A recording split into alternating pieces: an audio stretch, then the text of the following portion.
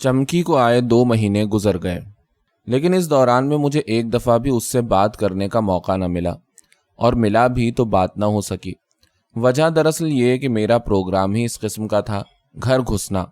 دفتر جانے سے پہلے کبھی باہر کہیں گیا، ورنہ بیٹھا رہا بیوی کے پاس یا کچھ کام کرتا رہا۔ بعد دفتر گھر میں آیا تو چائے پی کر بیوی بچوں کا ہو گیا۔ کبھی کوئی ملنے والا آ گیا تو وہ بات دوسری ہے، اور پھر شام سے رات گئے تک چھوٹی بی کے ساتھ گزرتا۔ چمکی کمروں میں صفائی کرتی، اور اگر میں کبھی ہوتا تو میں دیکھتا کہ قصدن اسی کمرے میں کام بڑھا رہی ہے۔ برابر ہی برآمدے میں یا کمرے میں چھوٹی بیوی ہوتی، چمکی آئینہ صاف کر رہی ہے، یا کرسی پونچھ رہی ہے، یا جوتوں کو سیدھا کر رہی ہے، اور بار بار مڑ مڑ کر مجھے دیکھتی ہے تو میں نظریں نیچی کر لیتا ہوں، اور جب وہ نظر دوسری طرف کر لیتی ہے تو میں اس کو دیکھتا ہوں، اور 2-4 مرتبہ ایسا کرنے کے بعد ہماری دونوں کی نظریں چار ہوتی تو میں دیکھتا کہ چشم زدن میں اس کی آنکھوں میں ایک جنبش سی معلوم ہوتی، اور کچھ شرما کر وہ نظریں نیچی کر لیتی۔ پھر میں نے دیکھا کہ چھوٹی بھی کہیں غسل خانے میں گئی۔ چمکی نے دیکھا، باورچی خانے سے فوراً اٹھ کر کسی کام کے بہانے سے آئی، 2 دفعہ اور 3 دفعہ آئی، بچوں کو پکارنے لگی، ادھر ادھر کی چیز اٹھانے لگی۔ اگر چاہتا تو میں اس سے بات کر لیتا، اور بات کی بھی تو کبھی تو رسمی اور کسی کام کے متعلق، بالکل اسی طرح جیسے چھوٹی بھی سامنے بیٹھی ہے۔ بارہا ارادہ کیا، مگر یہی خیال کیا کہ چھوٹی بھی دیکھ لے گی تو کیا کہے گی۔ اس کا احساس ہی جاتا رہا تھا کہ یہ وہی اجمیر والی چمکی ہے، میری منکوحہ اور جائز بیوی۔ چھوٹی بی کے سامنے یہ خیال دل میں بھی آنا گناہ معلوم ہوتا تھا۔ میں یہ سوچتا کہ یہ وہی چمکی ہے جو اجمیر کے ہوٹل کے کمرے میں تھی، کیسے آزادی سے باتیں کر رہی تھی، اور میں اس کو ایک پیاری بیوی کی طرح گلے میں باہیں ڈالے کلیجے سے لگائے ہوئے تھا۔ کیا یہ واقعہ تھا اور یہ وہی لڑکی ہے؟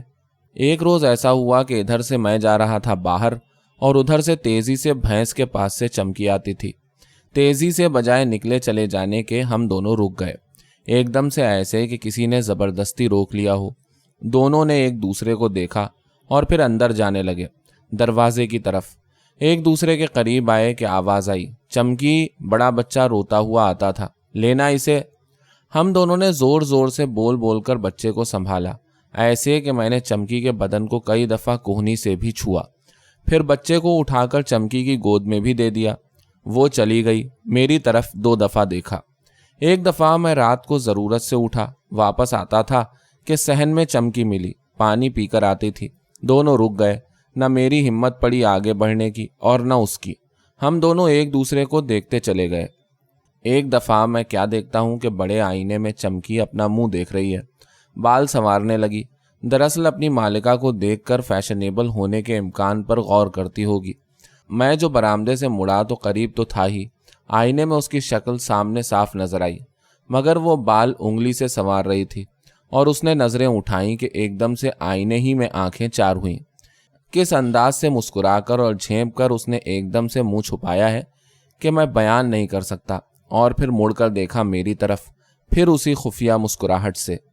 علاوہ اس کے 3-4 دفعہ اسے چھوٹی بیوی نے گانے بجانے میں شریک کیا۔ ہارمونیم وہ جانتی نہ تھی، ڈھولک اور چنگ خوب بجاتی تھی، اور چھوٹی بی کو دراصل ڈھولک پر ہی گانے میں مزہ آتا تھا۔ کئی دفعہ میں نے چھوٹی بی سے کہا کہ چمکی کا بھی گانا سنو، مگر وہ راضی نہ ہوئی۔ میں نے ناچنے کو کہا، تب کہا ناچنا نہیں آتا۔ چھوٹی بی نے بہت بہت کہا مگر انکار کرتی رہی، یہی کہہ دیا کہ مجھے نہیں آتا۔ مگر ایک روز گانے پر راضی ہو گئی اور خوب زور سے گائی۔ کیسا؟ بس نہ پوچھئے۔ جنہوں نے راجپوتانہ کی عورتوں کے گلے سے راگ راگنی سنی ہے، وہی خوب جانتے ہیں کہ خدا نے یہاں کے گلوں میں کس بلا کی راگنی بھر دی ہے، ایسی کہ آواز دل و جگر کو چیرتی چلی جاتی ہے۔ اور پھر مارواڑی گیت اور انداز، الامان، وہ بھی عورت کے منہ سے۔ کون؟ ایک نوجوان لڑکی، اور وہ بھی منکوحہ بیوی۔ بہتیرا چھوٹی بی نے اس سے ناچنے کو کہا، یہ تک کہہ دیا کہ ارے کمبخت، میں بھی تیرے ساتھ ناچوں گی، لے مجھے بھی سکھا دے، مگر وہ نہ مانی، منہ چھپا چھپا کر ہنستی رہی، اور یہی کہا کہ مجھے ناچنا نہیں آتا۔ اس کے تیسرے روز کا ذکر ہے کہ چھوٹی بی اپنی ایک سہیلی کے یہاں گئی تھی۔ آنے جانے کے لیے چھوٹی بی نے چمکی کے لیے 2 بہت ہی معمولی ساڑیاں بنوا دی تھیں، ورنہ گھر پر وہ اپنا قومی لباس یعنی لہنگا وغیرہ نہایت ہی موٹے کپڑے کا سرخ اور نیلی چھپائی کے کام کا پہنے رہتی تھی۔ उस शब मैं दौरे पर जा रहा था। मगरिब के बाद छोटी भी आ गई। खाना सिवाय मेरे सभी मेज़बान के यहाँ से खाकर आए थे और तय ये हुआ था कि मेरे लिए खाना वहीं से आएगा। गोया दावत मेरी भी थी, मगर घर पर। मेरे जाने में अभी बड़ी देर थी, मगर आते ही छोटी बी ने मुझे खाना खिलाया। मैंने चमकी को गौर से देखा। फिरोजी रंग की साड़ी बांधे थी और सबसे अजीबो गरीब बात यह कि मांग के पास का वो भद्दा जेवर गायब था जिसको राजपूताना में बोर कहते हैं और जो किसी तरह भी सिवाय बेवगी के अलहदा नहीं हो सकता। और तुरफा ये कि खैर से आड़ी मांग निकाले। अब मुझे मालूम हुआ कि ये इस वजह से मुझसे मुंह छुपा रही थी। मैंने छोटी बी से कहा, ओहो, इस चुड़ैल ने तिलछी मांग निकाली है। छोटी बी ने कहा, कमबख्त, बोर तो हटा। मैंने चमकी को देखा। किस कदर जाजिब नज़र और खूबसूरत मालूम हो रही थी। उसकी चमकीली और नशीली आंखों में गैर मामूली नौजवानी की चमक थी। चेहरा इंतहा से ज़्यादा दिलरुबा मालूम दिया। नीम आस्तीन में उसका फंसा हुआ सडोल और ताकतवर बाजू किस कदर दिलकश मालूम दिया। दरअसल उसके रोज़ाना के लिबास में और इस लिबास में ज़मीन व आसमान का फ़र्क था। मुझको ऐसा मालूम हुआ कि अगर उसको उम्दा लिबास पहनाया जाए तो सचमुच चमकी बन जाए। खाना खाकर मैंने घड़ी देखी। सामान मुख्तसर सा दुरुस्त था ही। इंतज़ार कर ही रहा था कि तांगे वाला आ गया। चमकी ने असबाब उठाकर तांगे पर पहुंचाया कि छोटी भी किसी ज़रूरत से अंदर गई और मैं बाहर। ड्यूढ़ी में चमकी से करीब करीब टक्कर हो गई। दोनों रुक गए। मेरी ज़बान से आहिस्ता से निकला, चमकी, और मैंने हाथ जो बढ़ाया तो वो अज़ खुद मेरी आगोश में आ गई। मैंने सीने से उसे ज़ोर से लगा लिया और उसका मुंह चूम लिया। रुखसारों और पेशानी को मोहब्बत के बोसों से तर कर दिया और मुझको मालूम भी न हुआ कि वो मेरे गले से चिमट कर आंसू बहा रही है। घबराकर मैंने अपने को उसकी गिरफ्त से आज़ाद किया और लपक कर तांगे पर जा बैठा। स्टेशन पहुंचा और जब तक गाड़ी ना आई एक अजीब ही खुशगवार तखय्युल में गर्क रहा। ऐसा कि कोई जान पहचान वाला जो मिला तो वो बातें कर रहा है और मैं बजाय सुनने के कहीं और ही हूँ। एक साहब ने तो मिलकर कहा, क्या ऊँग रहे हो? गाड़ी जो आई तो शुक्र है कि कोई जान पहचान का हमसफर ना हुआ। मैं घर से 3 दिन के लिए दौरे पर जा रहा था। चमकी को लेकर आया। उसके बाद ये दूसरा दौरा था। इससे कबल सिर्फ एक रात के लिए गैर हाजिर हुआ था। मुझको नहीं मालूम था कि दुश्मन ताक में लगे हैं, यानी चमकी के मुद्दई, वो जो मुझसे हर तरह शिकस्त खा चुके थे और जिनसे मैं जबरन या चालाकी से चमकी को छीन लाया था। इस दौरान में हीरा सिर्फ 2 दफ़ा आया था। एक तो चमकी के आने के बाद ही और फिर दोबारा कोई उसके महीने भर बाद आया था। सुजानगढ़ से उसके पास ऊँट पहुंचा दिया गया था क्योंकि मैंने डेडवाना ही से ऊँट वापस कर दिया था।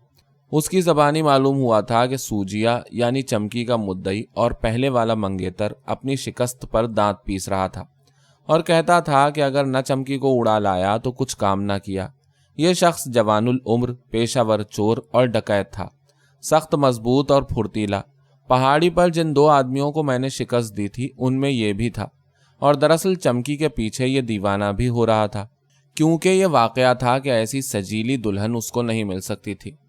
मुझे उसके साथ ज़रूर हमदर्दी थी और मुझको जाने से पेशतर अगर ये मालूम हो जाता कि चमकी की मंगनी एक ऐसे शख्स से हो चुकी है जो उस पर 1000 जान से आशिक है तो शायद क्या बल्कि यकीनन ये सौदा ही न करता। लेकिन अब तो सवाल ही दूसरा था और मैंने जब हीरा से सुना तो यही कहा कि शायद उसकी शामत आई है, क्योंकि मैं भी अब ऐसा छोकरा तो था नहीं जो कभी गांव में ऐसा पीटा गया था कि इश्क का मरज दूर हो गया था। किस्सा मुख्तसर, सूजिया माँ अपने साथियों के ताक में लगा हुआ था कि मौका मिले तो कुछ करे। वल्ला आलम उसका क्या इरादा था, यानी सिर्फ चमकी को ले जाने का या मेरे घर डाका डालने का। ये तो तय है कि मेरे ऊपर हमला करने का इरादा कतई न था, वरना वो इसका मुंतज़िर न होता कि मैं कब घर से जाऊं। जैसा कि बाद में मालूम हुआ, दरअसल उस मूजी या उसके साथियों ने दफ्तर के किसी चपरासी से मालूम कर लिया कि मैं कब घर से गैर हाजिर रहूंगा। उसी रात सूजिया ने हमारे घर पर हमला किया। छोटी बी का कायदा था कि अमूमन जब कभी मैं रात को जाता तो किसी न किसी अड़ोस पड़ोस की 2-1 औरतों को बुला लेती और रात गए तक गाना बजाना होता। चुनांचे आज भी यही इंतज़ाम किया था। मेरे जाने के बाद ही गाना बजाना हुआ और उस रात को पहली दफ़ा छोटी बी ने चमकी का नाच देखा। उसे अपने भड़कदार कपड़े पहनाकर खूब नचाया। उस महफिल से भी फ़ायदा हुआ। जब नाच गाना ख़त्म हुआ तो आने वालियों को रुखसत करके चमकी दरवाज़ा बंद करने लगी اس نے ایک طرف کچھ فاصلے پر 2-3 آدمیوں کو دیکھا، بجائے شہری کے دیہاتی تھے۔ کوئی رات کے 12 بجے تھے اور اس نے دیکھا کہ تینوں ایک جگہ کھڑے ہیں۔ چنانچہ اس کو کچھ یوں ہی شبہ سا ہوا، مگر اس نے دروازہ بند کر لیا اور چلی آئی، اور چھوٹی بی سے بھی کچھ نہ کہا۔ جب میں نہ ہوتا تو چھوٹی بی کوئی بھی ملازمہ ہو اس کو اپنے ہی کمرے میں ساتھ سلاتی تھی۔ چنانچہ دونوں بہت جلد پڑ رہیں، اور اس کے بعد چمکی کے دل میں طرح طرح کے توہمات آئے، حتیٰ کہ دیر تک نیند نہ آئی اور طبیعت پر ایک عجیب بے چینی سی رہی، مگر پھر بھی اس نے چھوٹی بی سے کچھ نہ کہا۔ بہت جلد دونوں سو گئیں۔ اب چوروں کا حال سنیے۔ سوجیا اپنے 2 آدمیوں کے ساتھ تاک میں لگا ہوا تھا۔ ہمارے مکان کا نقشہ بھی سن لیجئے۔ بلند دیواروں کا ایک حوض سا تھا، صحن وغیرہ کافی تھا۔ دروازہ کھول کر اندر داخل ہو تو بھینس صاحبہ کے لیے ایک مختصر سا چھپر تھا، اور بائیں طرف ایک کوٹھری تھی جس میں بھوسا اور اسی قسم کی لغویات تھیں۔ چھپر اور کوٹھری کے درمیان مختصر سا صحن تھا، اور اسی صحن میں سے ڈیوڑھی میں ہو کر اندر مکان میں جانے کا راستہ تھا۔ ڈیوڑھی میں کوئی دروازہ نہیں تھا، گویا جو داخل ہو گیا وہ بغیر کسی قسم کی روک ٹوک کے اندر حویلی میں پہنچ سکتا تھا۔ اندر سے حویلی نہایت ہی شاندار اور کشادہ تھی۔ پشت پر مردان خانے کے 2 کمرے تھے، اور چونکہ میں ہمیشہ سے ہی گھر گھسنا ہوں لہٰذا یہ کمرے بھی چھوٹی بی نے زنان خانے میں شامل کر لیے تھے۔ ان مردانہ کمروں میں آنے کے لیے سڑک سے ایک 4 سیڑھیوں کا زینہ تھا، اوپر چبوترا تھا۔ کبھی کوئی ملنے والا آتا تو عارضی طور پر یہ دروازہ کھول دیا جاتا اور آنے والے کو سڑک کے کنارے والے کمرے میں بٹھا دیا جاتا، جس کی کھڑکیاں چبوترے پر کھلتی تھیں۔ ان کھڑکیوں میں نہایت ہی مضبوط لوہے کے سلاخے لگے تھے، اور پھر عین سرے راہ تھا، لہٰذا چوروں نے اس طرف کو تو چھوڑا، اور اب گھر میں داخل ہونے کی صرف یہی صورت تھی کہ کسی طرف سے دیوار توڑ کر داخل ہوں، کیونکہ دروازہ توڑنا ناممکن تھا۔ پرانے زمانے کا انتہا سے زیادہ مضبوط دروازہ تھا، دیوار توڑنے کے سوا کوئی دوسرا چارہ ہی نہ تھا۔ سب سے زیادہ موزوں دیوار وہ تھی جہاں بھینس کا چھپر تھا، کیونکہ چھپر کی دیوار کی پشت کی طرف ایک تاریک اور پتلی گلی دور تک چلی گئی تھی، جو آگے جا کر بند ہو گئی تھی، اور یہ گلی پڑوس کے عالیشان مکان کی پشت تھی۔ اس کے علاوہ اگر کسی دوسری جگہ دیوار کاٹتے ہیں تو یقین نہیں کہ کہاں پھوٹے، کسی کمرے میں یا گھر کے صحن میں، اور اس جگہ یہ بھی فائدہ تھا کہ گھر والوں تک کو دیوار کاٹنے کی آواز پہنچنا مشکل تھی۔ چنانچہ اسی دیوار کو منتخب کر کے سوجیا اور اس کے رفیقوں نے دیوار کی اینٹیں نکال کر سوراخ بنانا شروع کیا۔ ادھر یہ تو دیوار کاٹنے میں مشغول تھے، اور اب ادھر کی سنیے۔ چھوٹی بی اور چمکی دونوں سو گئی تھیں۔ خدا کی شان ہے کہ بچہ اٹھا اور اس نے پیشاب کے لیے کہا۔ چھوٹی بی نے چمکی سے کہا۔ چمکی بچے کو پیشاب کرانے لگی، لیکن اس کے دل میں ان 3 آدمیوں کا شبہ بدستور تھا، اور جب تک بچہ پیشاب کرے اس کو پھر وہم سا ہوا، اور اس نے بڑھ کر دیوڑھی میں سے نکل کر چپکے سے گردن نکال کر ادھر ادھر دیکھا۔ یہ وہ وقت تھا کہ چور دیوار کی چوڑائی کو پار کر چکے تھے اور اس طرف کی ایک آدھ اینٹ ہٹا چکے تھے۔ کھٹکا صاف محسوس ہوا، اور وہ دیکھنے ہی کو تھی کہ بچہ چلایا۔ تیر کی طرح بچے کو گود میں لے کر وہ چھوٹی کے پاس پہنچی اور اسے خطرے سے آگاہ کیا۔ چھوٹی بی کے ہوش خطا ہو گئے، اور اب انہیں حقیقت معلوم ہوئی کہ میں جو کہتا تھا کہ دفتر کے دوسرے چپراسی کو رات کا کھانا اور 2-4 پیسے دے کر جب میں کہیں باہر جاؤں تو سلا لیا کرو، تو منع کر دینا کہاں تک درست تھا۔ چھوٹی بی کے تو ہوش جاتے رہے تھے، سوائے اس کے کہ مردانہ کمروں میں ہو کر ماں بچوں کے باہر نکل جائیں اور مال و اسباب چوروں کے رحم و کرم پر چھوڑ جائیں۔ اور کیا چارہ تھا؟ مگر چمکی نے گھسیٹا کہ چلو تو میرے ساتھ، مگر توبہ کیجئے، یہ تجویز تھی کہ چلاتی ہوں، حالانکہ یہ طے تھا کہ چیخنا قطعی بیکار ہوتا۔ چور دیوار کاٹ کر اندر پہنچ کر قبل اس کے چیخیں پڑوسیوں کو بیدار کریں منہ بند کر دیتے۔ دراصل ایک لمحہ ضائع نہیں کرنا چاہیے تھا۔ صرف ایک صورت تھی کہ اگر چیخنا بھی ہے تو چل کر وہیں دیوار کے پاس پہنچ کر چیخو، تاکہ گھسنے سے تو روک سکو، ورنہ اگر چور گھس آئے تو خیریت نہیں ہے۔ لیکن چھوٹی بی نے انکار کر دیا اور یہ تجویز کی کہ آؤ سب مل کر کمرے میں بند ہو جائیں۔ جب چمکی نے دیکھا کہ یہ وقت جاتا ہے تو اس نے چھوٹی بی کو آنے کی تاکید کر کے وہیں چھوڑا اور خود لپک کر پہنچی۔ ڈیوڑی کے دروازے سے جھانک کر دیکھا، گو اندھیرا تھا، مگر اینٹوں کے سرکنے کی آہٹ صاف آ رہی تھی۔ دبے پاؤں آہستہ سے وہ اتری اور چپکے سے ٹھہر ٹھہر کر ہوشیاری سے آگے بڑھی، اور بڑھتے بڑھتے دیوار کے پاس پہنچ کر دیوار سے لگی بالکل ہی قریب پہنچ گئی، اور اس نے دیکھا کہ سوراخ کافی بڑا ہو گیا ہے۔ زمین سے بمشکل بالشت بھر بلند ہوگا۔ وہ بالکل ہی قریب آ گئی اور اس نے تیزی سے اینٹیں سرکتی ہوئی دیکھی۔ کسی لوہے کی چیز سے اینٹیں گرائی جا رہی تھیں۔ قریب ہی گوبر جمع کرنے کا لکڑی کا پھاوڑا رکھا ہوا تھا۔ مضبوط سے مضبوط چور کا سر پھوڑ دینے کے لیے کافی تھا۔ اس نے چپکے سے اپنے کو اس عجیب و غریب آلے سے مسلح کیا۔ دیوار کی چنائی چونے کی پرانے زمانے کی تھی، اس لیے سوراخ آہستہ آہستہ بڑا ہو رہا تھا۔ چمکی اس پھاوڑے کو لیے سوراخ کے قریب ہی بیٹھی تھی۔ چمکی کو جب گئے ذرا دیر ہوئی اور بچہ بھی فوراً ہی سو گیا تو چھوٹی بی بھی ڈرتے ڈرتے آ گئی اور دروازے میں سے جھانکی۔ چمکی نے دیکھ کر اشارے سے بلایا، جب وہ نہ آئی تو واپس جا کر پکڑ لیا۔ دراصل اب چمکی نے چوروں کو بھگانے کے بجائے ان کے پکڑنے کی تدبیر سوچی تھی۔ جوتا چھوٹی بی کا اتروا کر چپکے سے اس نے لا کر دیوار کے سہارے ذرا فاصلے پر کھڑا کر دیا۔ لکڑی ایک ہاتھ میں دے دی اور پھر جگہ پر پہنچ گئی۔ جب سوراخ کافی بڑا ہو گیا تو چمکی نے دیکھا کہ ایک ہاتھ نکلا اور غائب ہو گیا۔ یہی موقع تھا۔ قریب ہی بھینس کا کھونٹا تھا۔ چمکی نے کھونٹے سے بھینس کی رسی کا پھندا کھولا اور اس کو خوب بڑا کر کے ہاتھ میں تیار رکھا۔ چوروں کی باتوں کی آوازیں آ رہی تھیں اور باتوں سے معلوم ہوا کہ اب کوئی داخل ہوگا۔ فوراً ہی مٹی سرکنے کی آہٹ ہوئی اور چمکی پھندا رسی کا لے کر آگے جھکی۔ چوروں کا قاعدہ ہے کہ پہلے ایک پیر ڈال کر دیکھتے ہیں اور پھر بعد اطمینان دوسرا پیر ڈالتے ہیں اور پھر کھسک آتے ہیں۔ سر اس وجہ سے نہیں ڈالتے کہ مبادا کوئی کچومر نکال دے۔ چنانچہ ادھر چور نے اپنا پیر داخل کیا ہے کہ پورا پیر آتے ہی چمکی نے بڑی پھرتی سے بھینس کی رسی کا پھندا چور کے پیر میں ڈال کر کھینچ دیا اور پکڑ کر زور سے گھسیٹا اور چلائی زور سے، اور پھر جو ڈنڈا لے کر بھینس پر پلی ہے تو بھینس وہاں سے جو بھاگی، در حالے کہ چور کی ٹانگ اس میں بندھی تھی۔ اب ادھر تو چمکی نے بھینس کی کمر پر لٹھوں کی بارش کر دی اور ادھر چور نے جو دہائی کھینچی ہے تو الامان۔ چمکی اور چھوٹی بی نے غل مچایا ہے وہ علیحدہ۔ قصہ مختصر محلہ سر پر اٹھا لیا۔ ادھر بقیہ چوروں نے جو دیکھا کہ معاملہ نازک ہے تو بھاگ کھڑے ہوئے۔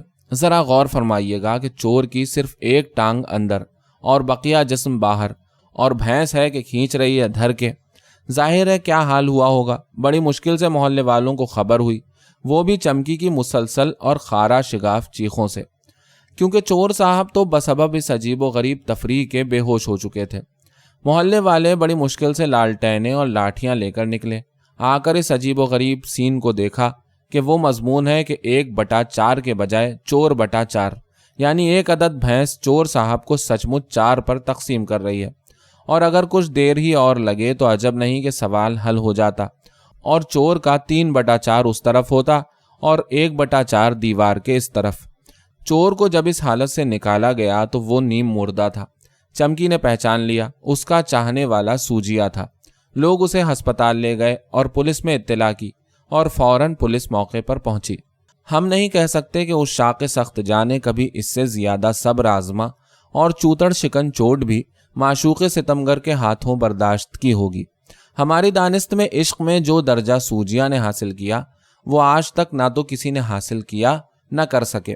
سینکڑوں نے گردنیں کٹا دیں، کسی نے تیشے سے سر پھوڑا، کسی نے سینے پر برچیاں اور تلواریں سہیں، مگر ٹانگیں چیر کر اس طرح پھینک دیا جانا اور چیز ہے، اور وہ بھی معشوق کے ہاتھوں۔ جب میں سوجیا کی قسمت پر غور کرتا ہوں اور اس امر پر کہ خدا نے غریب کی جوانی مٹی میں ملانا لکھی بھی تو کس کے ہاتھوں، تو میرے اوپر رقت طاری ہو جاتی ہے۔ دوسرے ہی دن مجھے تار سے مطلع کیا گیا اور میں چونکہ دور نہیں تھا لہٰذا رات کے 11 بجے گھر پہنچ گیا اور کل حال سے آگاہ ہوا۔ نہ پوچھئے کہ چمکی اور چھوٹی بی کا کیا حال تھا۔ اب تو وہ چھوٹی بی کی چمکی ہو گئی۔ میری چمکی کہتے چھوٹی بی کے منہ سے پھول جھڑتے تھے۔ آج چھوٹی بی کے سامنے چمکی نے بڑی آزادی سے بڑھ بڑھ کر اپنے کارنامے سنائے، بڑی آزادی اور دھڑلے کے ساتھ خوب ہنس ہنس کر چھوٹی بی کے ڈرنے کا اور بزدلی کا ڈرامہ پیش کر دیا۔ ایسا کہ ہنس کر چھوٹی بی نے کہا، چل مردی، اب دیتی ہوں جوتی۔ مگر نہیں، چھوٹی بی خوش تھی، بے حد خوش تھی۔ دراصل وہ بھی تو اس فتح میں شریک تھی جس کے ثبوت میں وہ لکڑی دکھائی گئی جو چھوٹی بی کے ہاتھ میں تھی۔ معلوم ہوا کہ اس لکڑی کو پولیس میں پیش کرنے کی کوشش کی گئی تھی۔ سوجیا کا حال سنیے۔ دوسرے روز میں ہسپتال میں اس کو دیکھنے گیا۔ ڈاکٹر نے کہا کہ اس کا کولہا اتر گیا، گھٹنا ٹوٹ گیا، ٹانگیں سچ مچ چر گئیں، ایسی کہ عمر بھر کے لیے بیکار ہو گیا، لیکن بچنے کی قوی امید ہے۔ बशर्ते कि अंदरूनी चोटें खतरनाक सूरत ना इख्तियार कर लें, क्योंकि झटकों और ज़रबात के सबब अंदरूनी ज़रबात ऐसी पहुंची थीं कि उसको खून आ रहा था और ख़याल था कि गुर्दों वगैरह के हवाली में सख्त ज़रबात आई हैं। मैंने जब देखा तो नीम बेहोशी का आलम था, आंखें भी खोलने से माजूर था, सिर्फ खफीफ सी कभी कभी कराहने की आवाज़ आती थी। मुझको नहीं मालूम था कि जिस वक्त मैं अस्पताल में था चमकी भी मौजूद थी। सूजिया को देखकर घर की तरफ चला तो थोड़ी दूर चलकर चमकी मिली, वो भी घर जा रही थी। मुझको देखते ही उसके मुंह से आहिस्ता से निकला, आली जाह, कहाँ गए थे? मैंने उसके चेहरे पर अजीब व गरीब शादमानी देखी। दरअसल रात को जब सूजिया की टांग अपने गले की रस्सी में बांधकर हमारी भैंस ने रक्स फरमाया था तो इत्तेफाकन चमकी के पैर पर भैंस का पैर पड़ गया। कुचला तो नहीं गया, ना ऐसा जख्म आया, मगर हाँ सूज गया था और खफीफ सी लंगड़ाहट थी। मैंने ये ना बताया कि सूजिया को देखने गया था, बल्कि उससे पूछा कि छोटी बी ने बड़ी ताकीद के साथ अस्पताल भेजा था और अस्पताल वालों ने तवज्जो तक न की। कोई मामूली दवा फुरैरी से लगा दी। जल्दी से ये कहकर चमकी ने कहा, आली जा, तुम मुझे मेरे गांव पहुंचा दो। मैं एकदम से गोया चौंक पड़ा। उसके शादाब चेहरे पर एकदम से रंजो गम की घटा छा गई।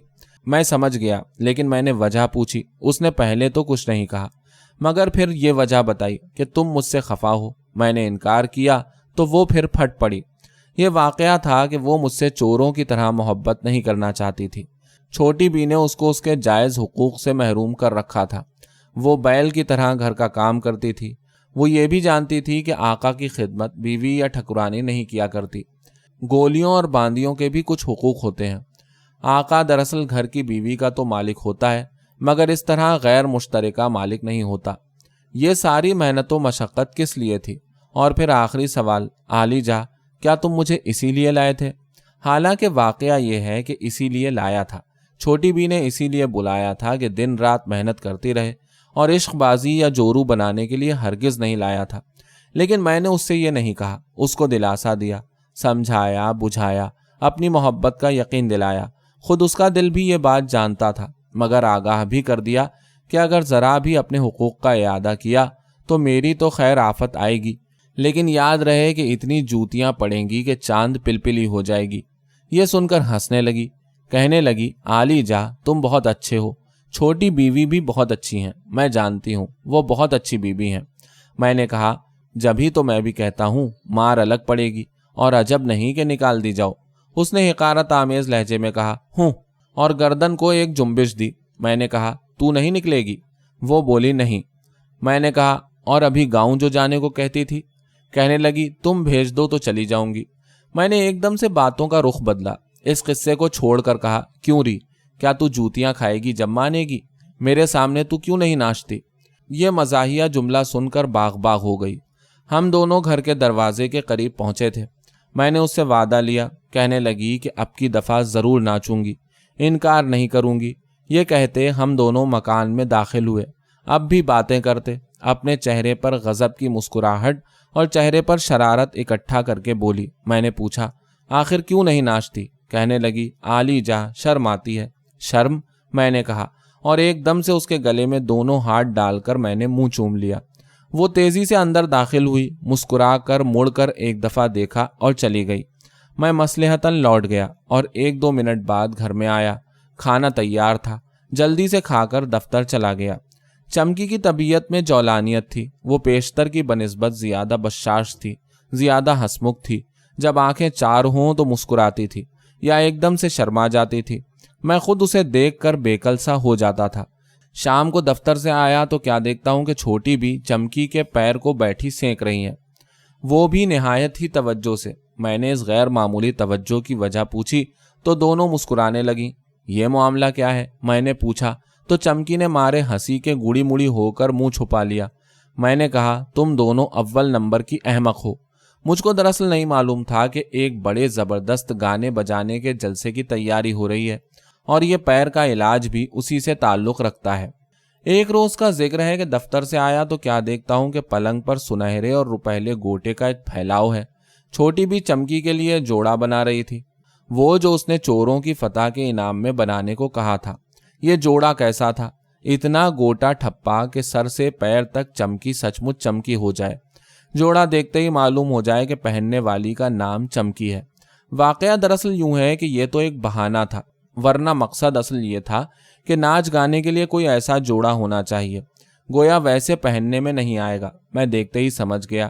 اور اسی دن رات کو چمکی کھانا لا رہی تھی، تب اس نے رازدارانہ لہجے میں بتایا کہ یہ جوڑا کس لیے ہے، اور یہ کہ پرسوں گانا بجانا زور سے ہوگا اور تو میرے سامنے ناچے گی۔ سر ہلا کر مسکرا کر اس نے کہا، ہاں۔ مجھے یقین نہیں تھا کہ چھوٹی بی مجھے یہ تماشا دکھائے گی، اور واقعی چھوٹی بی کا بھی ارادہ نہیں تھا، لیکن چھوٹی بی کی ایک سہیلی کے بھائی کی شادی تھی اور تجویز یہ تھی کہ چمکی کو زنان خانے میں نچائیں۔ یہ اسی کی تیاریاں تھیں اور مجھ سے چھوٹی بی نے پوچھا تھا تو میں نے دبی زبان سے ہوں ہاں کر کے اس کی مخالفت کی تھی۔ خود سوچئے میں یہ کیسے گوارا کر لیتا کہ میری منکوہا عورت پرائے جلسوں میں جا کر ناچے۔ میری مرضی خلاف پا کر چھوٹی بی نے یہ سوچا کہ مجھے راضی کرے۔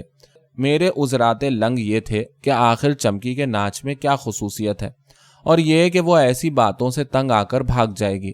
ابھی اس کو دن کہے ہوئے ہیں، وہ جب گھر کے گھر ناچتے شرماتی ہے تو اس کو خامخواہ دق کرنا ٹھیک نہیں ہے۔ اور آج جب رات کو پھر باتیں ہوئیں تو چھوٹی بی نے مجھے چمکی کے ناچ اور گانے کی خصوصیات بتائیں اور بتانے کا وعدہ کیا کہ میں خود دیکھ لوں گا۔ یہ بھی ظاہر ہو جائے گا کہ وہ نہیں شرماتی ہے، یہ بھی معلوم ہو جائے گا کہ وہ تو خود رضامند ہے۔ مگر میں ان شرعی ہیلوں پر جمع رہا اور بے اعتنائی کا اظہار کرتا رہا۔ سنیچر کا دن تھا اور چھوٹی بی نے بچوں کو جلدی سے کھانا کھلا کر سلا دیا، اور جب بچے سو گئے تو چھوٹی بی نے ناچ کی تیاری کی۔ واضح رہے کہ میں اخلاقیات کا درس ہرگز نہیں دے رہا ہوں، مگر قبل اس کے کہ میں ناچ کا ذکر کروں کچھ اس کے بارے میں عرض کرنا چاہتا ہوں۔ مجھ کو نہیں معلوم تھا ناچ کس کو کہتے ہیں، اور آپ کو بھی غالباً نہیں معلوم ہے۔ ایک تو وہ ناچ ہے جو برسوں کی محنت و مشقت کے بعد پیشہ ور عورتوں کو آتا ہے، اور ایک اصلی اور قدرتی ناچ ہے۔ غیر فطری ناجائز اور حرام، اور فطری اور قدرتی جائز۔ آپ نے دیکھا ہوگا کہ انجن اسٹیم سے چلتا ہے اور لوگ اس کو دھکیل کر بھی لے جاتے ہیں، یعنی اسٹیم کے جوش سے اور ہاتھوں کی قوت سے دونوں طرح چلتا ہے۔ بجن سے ہی یہی ناچ کا حال ہے، محبت کے زور سے اور روپیے پیسے کے زور سے، دونوں طرح دیکھیے حرکت وہی ہے۔ پیشہ ور عورت پیسے کے زور سے حسب فرمائش مذاقیہ اور عشقیہ گیت گاتی ہے، در حالے کہ اس نیک بخت کو نہ تو دنیا میں کسی سے عشق ہوتا ہے سوائے پیسے کے۔ اور جہاں تک فرق کا سوال ہے، اس لفظ کے مفہوم کو سمجھنے سے قاصر ہے، مگر واہر عشق اور واہر تصنع اور واہر ہنر جی نہیں چاہتا، عذر پہ عذر کر رہی ہے، لیکن حاضرین جلسہ کے اصرار سے اس کو ہجر و فراق کے سین ماں گانے اور ناچ کے دکھانا پڑتے ہیں۔ مصنوعی طور پر وہ آواز بھی دردناک بنا لیتی ہے، چہرہ بھی غمگین بنا لیتی ہے، جذبات کی بھی خوب نقل کرتی ہے، حرکات و سکنات بھی پیدا کر لیتی ہے، اور حاضرین جلسہ خوب ہی تو داد دیتے ہیں۔ میں اس کو بغیر اسٹیم کا انجن کہا کرتا ہوں، اور مجھ ایسے بدمذاق کے لیے دراصل اس قسم کا گانا ایک کتے کے بھونکنے سے بعد تحقیقات بہتر ثابت ہو چکا ہے۔ لیکن یہ مسئلہ ہنوز زیر بحث ہے کہ آیا خوشی کے موقع پر ناچ کی غرض سے حضرت اونٹ کی خدمات سے مستفیض ہونا بہتر ہوگا یا ایک پیشہ ور عورت؟ خیر، اس کو تو ہم ایسے بدمذاقوں کے متعلق ایک جملہ معترضہ سے زیادہ اہمیت نہ دیجیے۔ میں اصل قصے پر آتا ہوں۔ آئیے میں آپ کو ایک عجیب و غریب ڈرامہ دکھاؤں۔ چھوٹی بی نے ناچ گانے کی تیاری کی۔ سنگار والی میز جس کمرے میں تھی وہ بند کر دیا۔ میں باہر برآمدے میں بیٹھا ہنستا رہا۔ تھوڑی دیر بعد برابر والے کمرے کی طرف کا دروازہ جو کھلتا معلوم ہوا تو ادھر گیا۔ میری حیرت کی انتہا نہ رہی۔ کیا دیکھتا ہوں کہ چھوٹی بی ایک بڑا سا آسمانی رنگ کا صافہ باندھے ہوئے، چوڑیاں وغیرہ اتار دی تھیں، گنوارو فیشن کا گاڑھے کا نیم آستین، اور اس پر گاڑھے کی ایک گنوارو فیشن کی مردانہ دھوتی، دونوں کانوں میں بجائے بندوں کے بڑے بڑے پیتل کے مندرے، سرمے سے نہایت ہی واہیات اور بھدی مونچھیں بنی ہوئی۔ مجھے دیکھتے ہی بھاگی جو ہنس کر، تو میں نے جھپٹ کر پکڑ لیا اور اپنے عالی جاہ کو کلیجے سے لگا کر، مگر چمکی نے دوڑ کر چھڑا لیا۔ میرا عالی جاہ لاحول ولا قوت۔ چھوٹی بی کا پگھڑ الگ گرا۔ ہم سب کا مارے ہنسی کے برا حال تھا۔ چھوٹی بی عالی جاہ بنی تھی، چمکی اپنے بھڑکیلے لباس میں تھی، اور اس کا ایک جوڑا اب میرے لیے حاضر تھا۔ یہ کیا؟ میں نے کہا جب چھوٹی بی کپڑے لے کر بڑھی۔ معلوم ہوا کہ خیر سے یہ لباس میرے لیے ہے۔ چھوٹی بی عالی جاں ہے، چمکی اس کی معشوقہ اور میں اس کی سوت۔ इन्ना लिल्लाहि व इन्ना इलैहि राजिऊन। वल्लाह, औरतें भी किस कदर शीरीं और पुरफुसू चीज़ हैं। छोटी बी की नौजवान आंखें खुशी से चमक रही थीं। या मेरे अल्लाह, मेरे कलेजे में उसके हुस्नो जमाल की बर्छियां सी घुसी जाती थीं।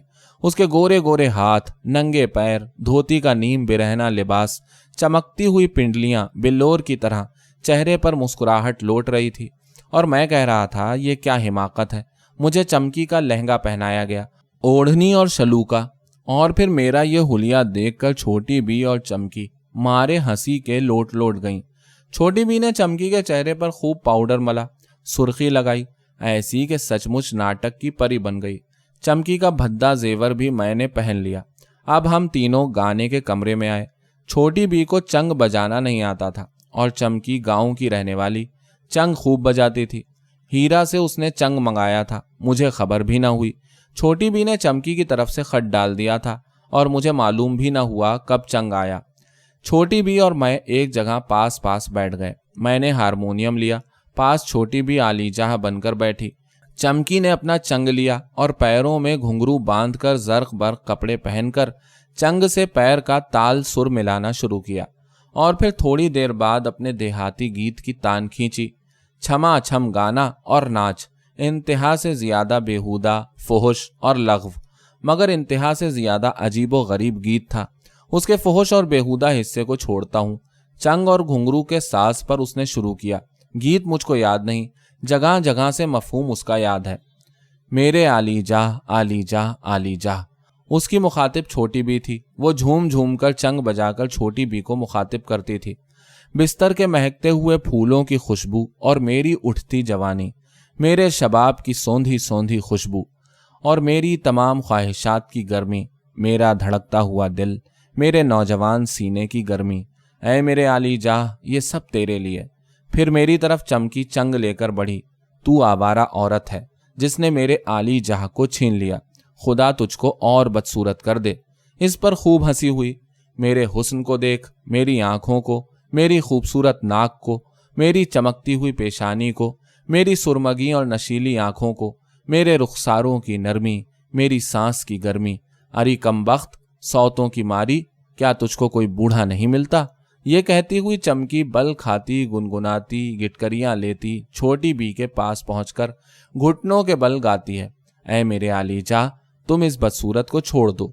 ऐ मेरे आली जा, तुम इस हरजाई को छोड़ दो, यानी मुझको। और फिर औंधी सीधी गालियां मेरी तरफ उंगली उठा उठाकर ऐसी कि छोटी बी का और मेरा हंसी के मारे बुरा हाल हो गया। छोटी बी ने कहा, मुर्दी, ये गाली गलोच रहने दे, शर्म नहीं आती तुझको। जवाब में चमकी की आंखों की चमक और बढ़ गई, अबरुओं को जुम्बिश होने लगी और उसने तान खींची। आली जाह, तुम्हारी सांस की गर्मी अब भी मेरे रुखसारों के रोंगटों को गरमाती है। तुम्हारी बाहों का खम मेरी गर्दन पर अब भी महसूस हो रहा है। तुम्हारे आगोश का दबाव ये सीना अब भी महसूस करता है और तुम्हारे बोसों की गर्मी से मेरे होंठ सुर्ख हो गए हैं। ऐ मेरे आली जाह, मैं अपने माथे की बिंदी अब भी ढूंढती हूँ। मैं इस जंगली लड़की के हरकातों सकनात और जुम्बिशों पर मर मिटा। उसके हरकात में किस कदर सदाकत थी। वो नाच रही थी या सचमुच चंग को छोड़कर पंजा झटकने लगती थी, तो बजाय नाच के वहां तो हकीकत की जलवागरी सामने थी। फिर उसने शुरू किया, ऐ मेरे आली जाह, मैं तुमको कलेजे से लगाऊंगी। मैं तुम्हारे सीने से चिमट कर बड़ी बड़ी सांसें लूंगी। मैं तुम्हारी गर्दन में मुंह छुपा लूंगी। मैं अपने काजल से तुम्हारा कंधा सियाह कर दूंगी। मैं तुम्हारे आगोश में फंस जाऊंगी। ऐ मेरे आली जाह, तुम मेरे साथ आओ। किस मजे से और किस तरह बता बता कर चमकी ने खड़े होकर बैठ कर बल खा खा कर छोटी बी के आगे घुटने टेक टेक कर और चंग की सदा पर नाच नाच कर ये गीत गाया है कि मुझे तो लुटा लुटा दिया। इसके बाद फिर मेरे ऊपर नजला गिरा और फिर वही मुझे मुगल्लिजात, गालियां और फिर अपने आली जहां पर गुस्सा। ऐ मेरी नफसानी ख्वाहिशों के मरकज, छोटी बी को मुखातिब करके, जालिम और बदकिमाश देवता, झूठे दिलबर, ऐ बदकिमाश और आवारा आशिक, ऐ बेवफा और जालिम इंसान, ऐ कच्चे लोहे के खांडे, तुझको शर्म नहीं आती, शर्म नहीं आती। ऐ मेरे आली जाह, खुदा तेरी दाढ़ी सौतों में तकसीम कर दे। और ये कहकर उसने मसनूई तौर पर छोटी बी की दाढ़ी नोचने का जो सीन दिखाया है तो बस न पूछिए। चंग फेंक कर खुद भी हंसी का गोल गप्पा बन गई।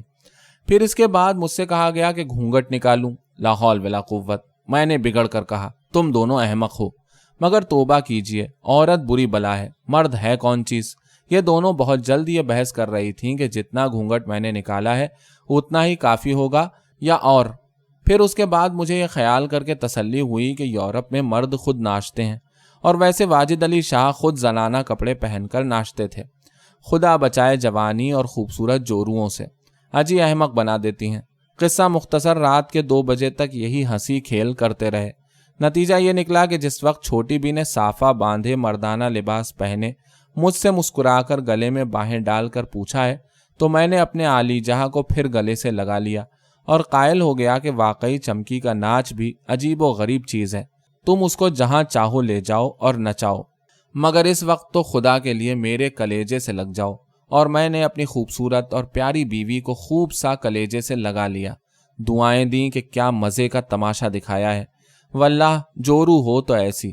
اور یہ واقعہ ہے کہ میں اس قدر وارفتہ ہو رہا تھا کہ دیر تک چھوٹی بی کو کلیجے سے لگائے بیکل سا رہا، اور چمکی نہ پوچھئے۔ چھوٹی بی تو کلیجے سے لگی ہے اور وہ ظالم دور ہی سے دل میں ہے کہ ایسی چٹکیاں لے رہی ہے کہ چین نہیں پڑتا۔ چمکی کپڑے بدل کر چلی بھی گئی، لیٹ بھی رہی، برابر دیکھتی گئی مڑ مڑ کر، اور ہم دونوں میاں بیوی ایک دوسرے کی محبت میں سرشار چمکی کے ناچ کی تعریف کر رہے تھے۔ عورت کو نہیں معلوم کہ مرد مجسم غداری ہے، کجا چھوٹی بی اور کجا وہ گواری چمکی۔ ایک نور تھا کہ اس کے سامنے ایک بیوہ کا منحوس چراغ، کجا گلاب کا پھول اور کجا بھٹ کٹھیا کا کانٹا۔ بلا چھوٹی بی سے اور چمکی سے کیا نسبت؟ علی کے پسینے اور گلاب کی بو میں فرق ہے، بہت۔